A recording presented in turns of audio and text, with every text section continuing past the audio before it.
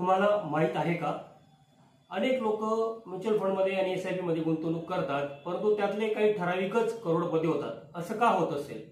कारण की तुमच्यापैकी बरेचसे लोक सुरुवातीच्या 2-3 वर्षात रिटर्न्स मिळत नाहीत म्हणून एसआयपी बंद करून टाकतात किंवा स्टॉप करून टाकतात।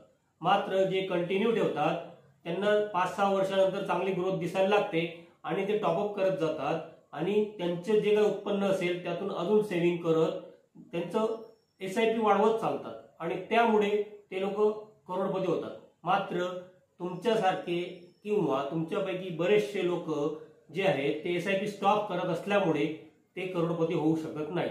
तर मित्रांनो, तुम्हालाही जर एसआयपी म्युच्युअल फंड मध्ये गुंतवणूक करून करोडपती व्हायचं असेल तर डेफिनेटली कन्सिस्टन्सी तुम्हाला लागेल, टॉपअप करावे लागतील आणि त्या व्यतिरिक्त तुम्हाला वेळ द्यावा लागेल। 20-25 वर्ष वेळ दिला तर तुम्हाला करोडपती होण्यापासून कोणीही थांबवू शकणार नाही, असा हा त्याचा ऑलरेडी इतिहास आहे। तुम्ही मागील काही वर्षांचा डेटा पाहू शकता। तुम्हालाही जर एसआयपी अकाउंट ओपन करायचं असेल, म्युच्युअल फंडचं अकाउंट ओपन करायचं असेल तर आम्हाला खालील नंबरवर संपर्क करा। थँक्यू।